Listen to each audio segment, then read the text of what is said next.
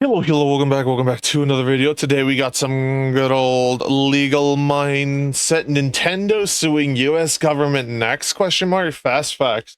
And I wanted to see this one because I'm genuinely curious as to what the fuck Nintendo's doing. Because genuinely, Nintendo's being so fucking greedy, it's insane. Like, Palworld's are successful, then they tried to sue Palworlds for copying them. They have no grounds for that because, you know, other games like Digimon exists. And no, what happens next? They try to patent the monster catching mechanic. And it's like, okay, well, other video games quite literally have a system like that. But you know what? Palworlds changes it, so now it's slightly different. Then they go after and patent the monster summon and the monster follow mechanic, which other games have quite literally been doing long before them. Like, you have games like D&D doing monster summoning way before Nintendo and Pokemon was even a thing. You have games like Diablo who have, you know, summoning. You have Path of Exiles, I believe, has an entire class called the Summoner class. Like, you have like literally D4, my fucking druid can summon, no, not the druid, the necromancer. The necromancer literally summons skeletons. One can argue that those are, you know, actual summons. You have Baldur's Gate 3 that has a summon mechanic where the summon fights for you. And the mechanic of like, oh, the summon is idle and follows you while outside of combat. Sorry, I got hiccups all of a sudden. Whew, gotta breathe. What was I saying? Oh yeah, Baldur's Gate. We're like, they patent the system. We're like, oh, if you're not in combat, the summon is it follows you, and if you're idle, it's idle. Guess what? Baldur's Gate does the exact same thing. If you summon, let's say, if you do the quest and you get Shovel in Act 1 for Baldur's Gate, if you summon Shovel, Shovel doesn't have a cooldown on how long they stay out on the field. So they can summon you indefinitely as long as Shovel doesn't die. And if Shovel dies, guess what? You can resummon Shovel. So it's like, what? Let's not get into the fact that you can summon weapons. You can summon a whole bunch of other things. You can summon Scratch. There's a literal, there's a literal spell. If you get Scratch the dog in also Act 1, you can summon Scratch later on and he does combat.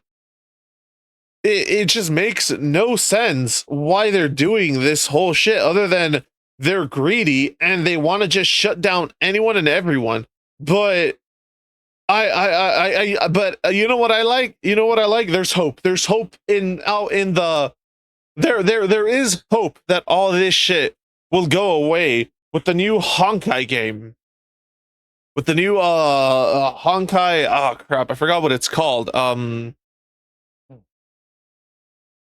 With the new one that's coming out. God damn it.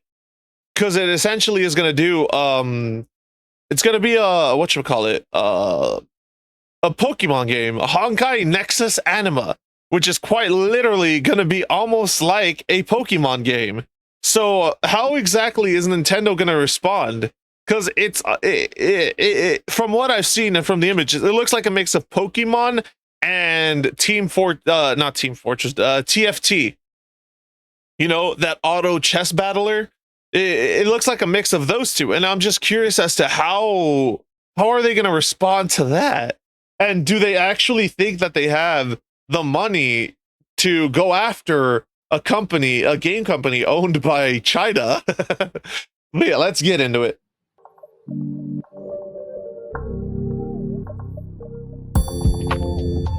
Hey yo.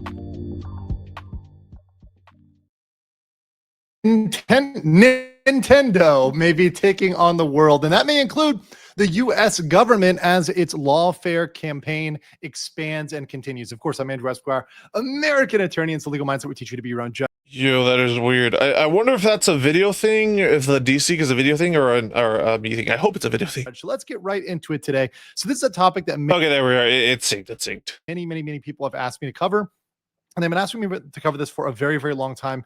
Yeah, I think I literally saw someone at him on X with some of that stuff with Nintendo. I think someone quite literally added him, and I was like, bro. Because it's something very much ongoing and it affects not just Nintendo, not just Pokemon and Pal World, but the entire gaming space. And this could affect a genre, this could affect the gaming space, the modding community. Well, what I dislike is the fact that Nintendo essentially bugged the patent office so much that they just gave them the patent. That's what I feel like I dislike the most, is that, they either bug them enough or they paid someone off to give them the patent. That's the only conclusion I could come to, because genuinely, who in their right mind would approve something like this? And even Nintendo itself, this could be make or break for Nintendo, where they cement an image in the world, in the gaming community, as the villain, as the evil corporation, and really turn things downward for their very own business. But we're going to talk about this today from both a legal perspective and also from a business perspective, because as I am a corporate attorney, I've seen the inside of these corporations. I know what makes business sense and what doesn't. And indeed, this campaign of lawfare is absolutely suicidal for Nintendo. And of course, this is a fast facts video. So if you want to see the longer version, you want to get all the reactions, all the comments, you check out the live. If you do like the fast facts, make sure you like the video and leave a comment below. So let's get into the PowerPoint, the PP here today. And of course, this is both a Japanese and US thing, because the law. The PP. Why no one like the PP? Let me fix myself real quick so I'm not covering him. Why no one like the PP? The PP. Yeah, let's do that. Let's do that. I don't want to block that site and whatnot with all the information. But yeah, it's my head only. Lawsuits are going on in Japan, but there's US patents involved. And of course, when the US government gets involved, well, that will be a lawsuit in America. So let's talk about this. So first of all, there's an update that Nintendo is now arguing as part of their ongoing lawsuit with Power World that mods don't count as proper games. So what they're attempting to do is have Power World say, hey, you need to shut down every single mod out there of Power World, especially if it would even seem a little bit like Pokemon. We're going to have you shut that down because Power World is, of course, being accused of being too similar to Pokemon, and therefore, hey, we're going to say you got to shut down everything. Now, mind you, their current lawsuit is over patents. It's actually not a copyright lawsuit, but they're attempting to expand it further. Bro, this is the I hate this shit so much, because it's like, realistically, if a patent comes out after a game is released or after a certain form of like media, why should the patent take precedent over when the media was released, i.e. in this case Pal Worlds? Why should Pal Worlds have to do anything given that the patents came out after Pal Worlds? It makes no sense.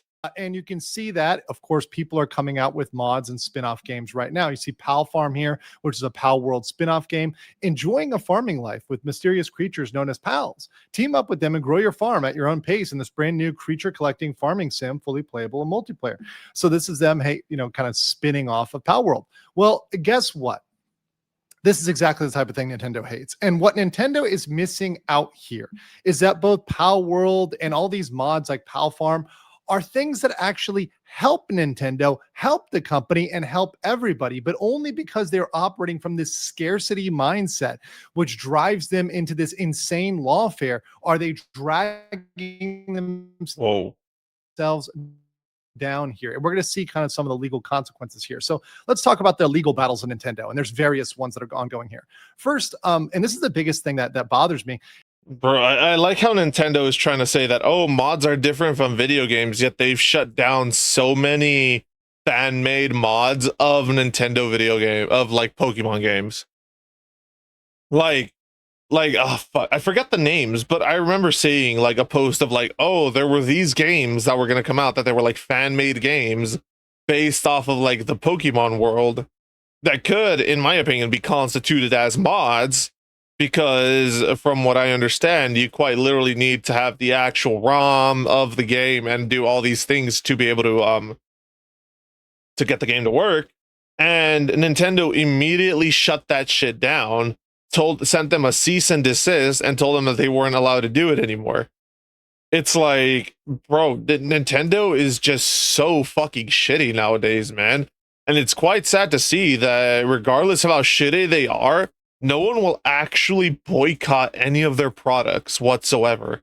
Like, you literally had content creators being like, no, don't go out and buy the Switch 2. It's just a cash grab. Then they went and posted on social media that they were literally waiting in line to buy that exact same console they told their viewers to boycott. It's like, what?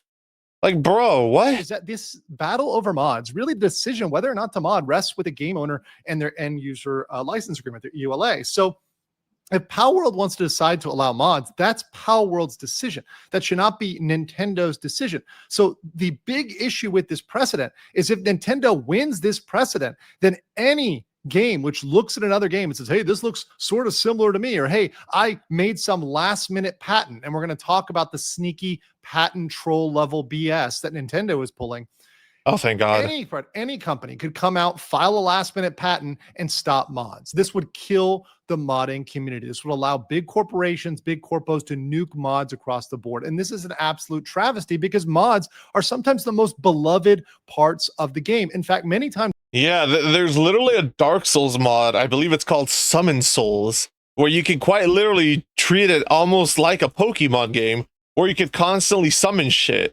And you could constantly summon like a whole bunch of different characters and all that stuff to fight with you, so you don't have to rely on like the summon science outside.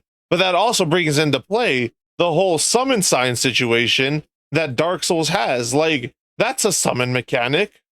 So what now? FromSoft has to go back and get rid of the summon mechanic in all their games? It's like, what? Let's not get into the biggest game of all that came out from them. Not Dark Souls, Elden Ring.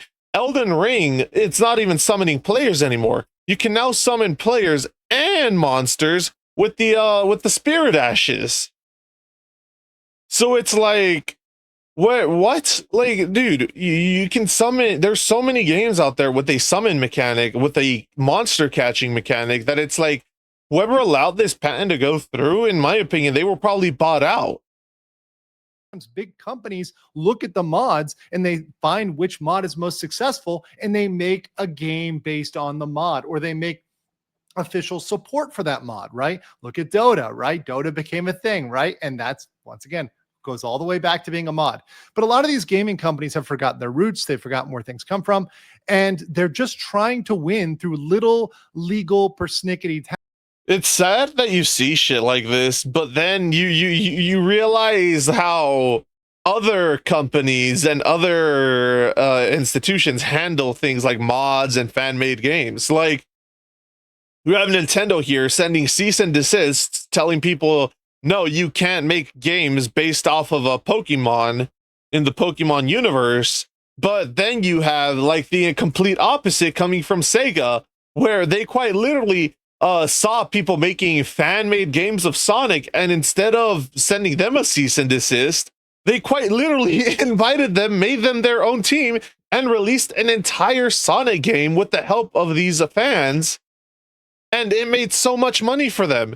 It's like, it's amazing how you can see like a literal night and day comparison that takes place quite literally in the same industry from two companies that quite literally make basically almost the exact same thing.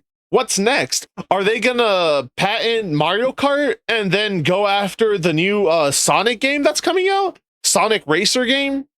I don't know if it is Sonic Racers, but I'm calling it Sonic Racers because it's Sonic and they're racing. So it, I don't know what else to call it. But yeah, like they're even bringing in a whole bunch of characters, the new one that's coming out. They're getting like they have literal fucking Hatsune Miku in the game as one of the characters you can play as. So it's like, it just makes no sense, man. It's so stupid. This is literally just out of sheer greed and not wanting any competition, because quite literally the competition makes better shit than them. Like, holy shit, like maybe if Nintendo quite literally put more effort into making better Pokemon games instead of suing people for making essentially better Pokemon games, they wouldn't run into this issue where the supposedly Pokemon ripoff is better than the actual fucking game they make. Tactics, which just make them seem petty and ultimately push them deeper and deeper into the villain role. And the biggest thing that happened here that really caught my eye was last month, Nintendo snuck in a new patent, a US patent, about summoning a sub character to fight. So essentially, what this does is say anytime that there's any game where there is a sub character, that meaning, the main character. Now, initial analysis by patent attorneys, and once again, that's not my area of specialty. I'm more of a generalist. Initial analysis has said, yeah, well, it's technically legal, but they really don't want a judge to look at it. If a judge looked at this, they might say, hold on there, especially in the United States. Hold on there. Yeah. What you're trying to do is control the entire pocket monster genre, or even pocket character or sub character genre. Yeah, like Baldur's Gate, every summon is a sub character. In like shit, are they gonna go after Yu-Gi-Oh next? Because in Yu-Gi-Oh, when you play a fucking card, you're technically summoning the monster to fight. It's not the card attacking; it's the monster and the card. Like, bro, what about Digimon? Digimon, exact same thing. You're summoning monsters, sub characters by their own wording to go and fight for you. Like, it's just insane. Fucking, like we said with Diablo, the Necromancer. The Necromancer is built around being a summoning of sub-characters to fight for you. You have, what other game can I think of? Path of Exiles. I think Path of Exile 2, I think they literally have a summoner. I could be wrong, but they quite literally have a class called the Summoner class. Are they going to go after, like, is Path of Exile going to have to stop making their game now because of it? Or get rid of the Summoner class entirely? What about base D&D? Base D&D and a lot of other tabletop games have a Summoner type character. Whether it's the Wizard summoning, beings from another dimension, or the Warlock making a pact to summon some eldritch horror from another dimension, or the goddamn Sorcerer being so in-tuned with magic that they can just do it just by thinking about it. Like, what? It just makes no sense, man, whatsoever for this to be allowed to go through. And like he says, a judge could quite literally look at this and be like, I'm sorry, what? This makes no sense. You really can't do that. You can't do that in America. You can't say, hey, no, we own the entire genre. You can't do anything in this entire genre. That's not allowed. Think about superheroes saying, hey, you can't make a superhero genre, or you can't make a monster genre, or whatever else, right? A horror genre, dinosaur genre, right? Like shit, like what if someone literally patented not Superman, but Superman's superpower to fly? Then what? You can't have any superhero who can fly now? Well, there goes people like Iron Man, he technically flies. There goes Batman, he flies. Even though it's in a jet, he still flies. Wonder Woman flies. Green Lantern flies. What are we left with? The Flash? The Speedsters? Because they're stuck on the ground? Luke Cage, Iron Fist, Spider-Man, that's all we're left with? Like, bro, it's so insane. And I know someone's gonna be like, well, technically, Batman flies with a jet. He's still fucking flying. Like, shit, man. Now, yeah, the whole Batman thing, all right, whatever, sure, we get exclude Batman, I guess, because it is a jet and he's flying in a vehicle. Wonder Woman still flies. You have, Homelander, he flies. Thor flies. You have, who else? A Falcon. Falcon flies. He's a flying-based hero. You have, let's see, I'm trying to just think off the top of my head, but look how many I've already given examples of. Hawk Girl flies. All the Hawk heroes fly. Like Supergirl fucking flies. Martian Manhunter flies. Like, it's just insane to like think that a company can ban. What about Brightburn might not be a superhero. He was like, oh, what if Superman was evil type shit. He still flies. You have Ultraman, who is from the crime syndicate. He flies. So it's like Darkseid flies. Fucking Targon flies, Starfire flies. Beast Boy can technically fly when he transforms into any type of animal that has the ability to fly. You have Raven who can fly as well. It's like, bro, what are we doing? Letting them do this, because this just opens a floodgate to like all these other companies starting to try to do bans like this to try to kill other games and other medias. How far are we going to let these corporations go and just monopolizing genres? It doesn't make sense, and it stifles creativity. It's absolutely horrible for everybody. Nobody wins here, and the corporation just looks horrible. Now, what the reality is, and once again, I tell you guys the legal reality, whether the facts meet your feelings or not. And I hope that people who both are pro Nintendo and anti Nintendo can listen to this. But Japanese courts are likely to favor Nintendo. And now that's both based on the power and structure of Nintendo in Japan, their influence, etc. But the other thing that is really important to note, especially with the US patents, is if any of those patents in the US are challenged, US courts might not look so favorably on Nintendo. So under US law, they might be in some trouble. And that's where Nintendo is probably sweating right now. Because if someone with deep enough pockets came at them and really came at them hard and really pressed them, they might be in some big trouble. So I want to get into a situation with America. In fact, it got brought up today by ICE in the Department of Homeland Security, which dropped a very spicy video. I saw this video.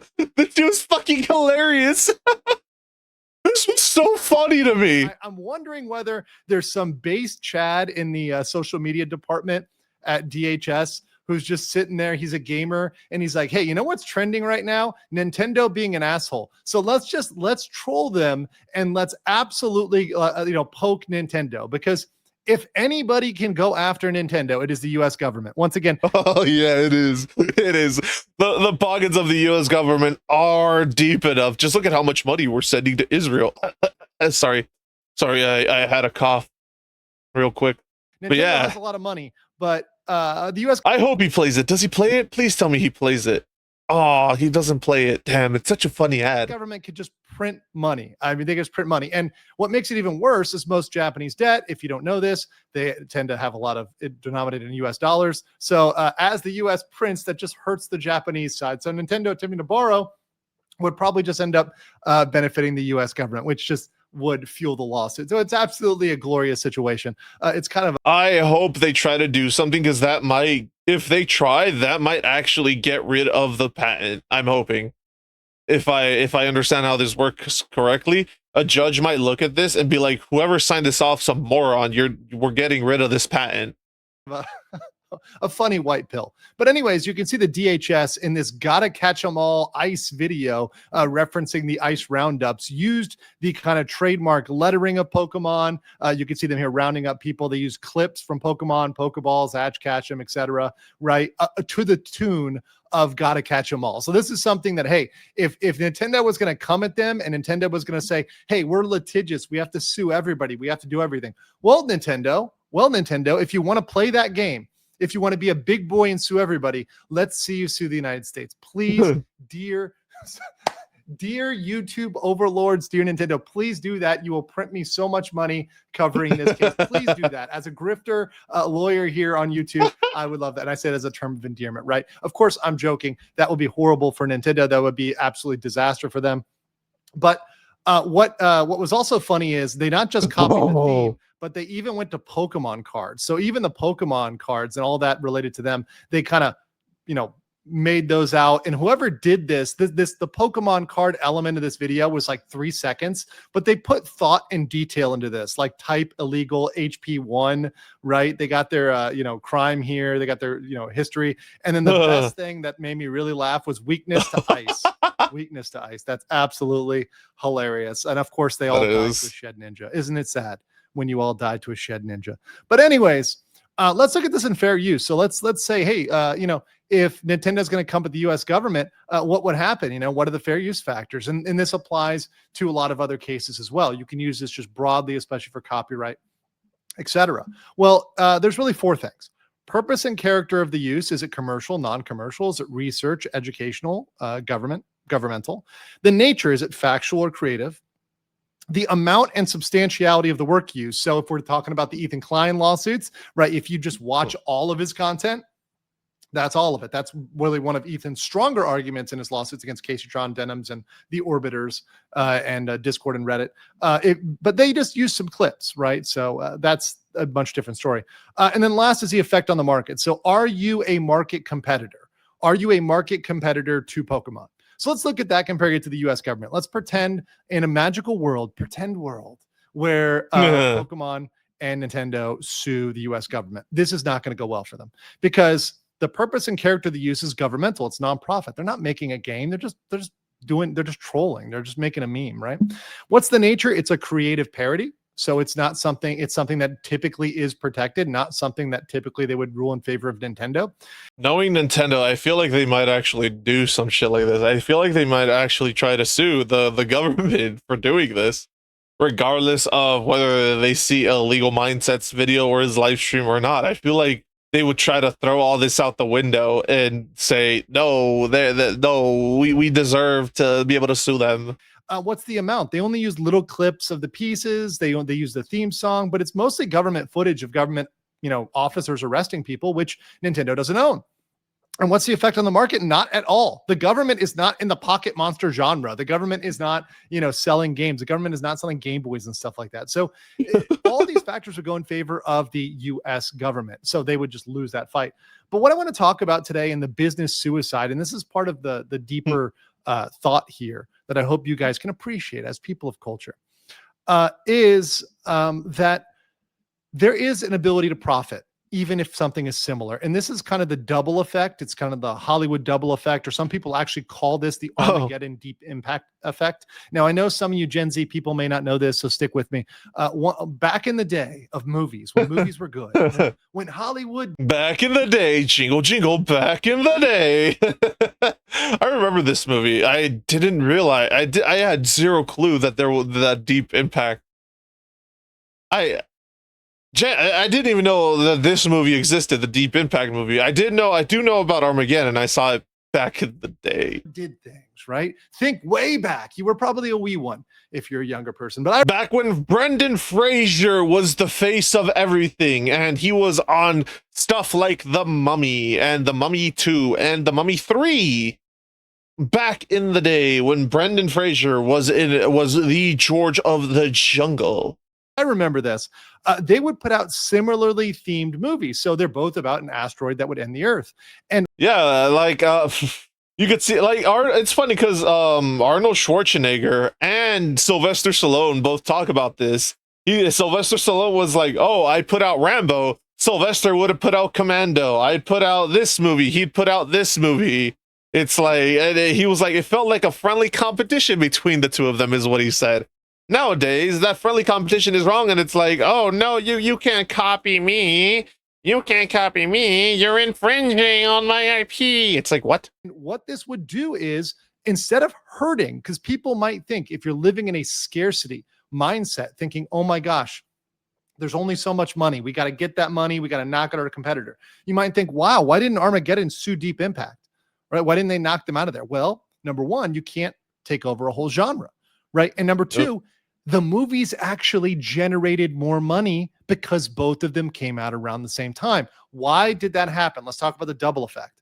So this is a proven market strategy that boosts both products. There's shared hype, right? So people get excited for both. They get excited for, hey, I love space. I love these movies. And it creates a cultural conversation. People start talking about space, start talking about asteroids, start talking about, well, what if this happened? What would you do, right? It's like the zombie genre. People started talking about, well, if zombies attacked, what would you do? Would you survive? What would you do? What's your tactic for zombies, right? And it takes over. Yeah, like imagine if Resident Evil took over the zombie genre. Well, there goes all the Black Ops Zombies stuff. There goes stuff like Dying Light. They just released a new game, The Beast. There goes a whole bunch of other video games that deal with Plants vs. Zombies. Funny enough, that one's an old one. But yeah, that would also get impacted because that's still a game that's played today. People still find Plants vs. Zombies enjoyable. You'd have like so many zombie-themed games that Zomboid, literally Zomboid, I think that's what it's called. That would also be affected. It's like, bruh, too many things. It's so insane. It just takes over your thoughts. Beyond that, there's strategic differentiation. So let's talk about Pokemon and Power World. So with Pokemon is intended for younger audiences. Now, I know I say intended because that said, and I'm looking at all of you guys out there, and listen, I don't care how much Tylenol you've taken. I'm not going to judge you, right? No judgment here in the legal mindset.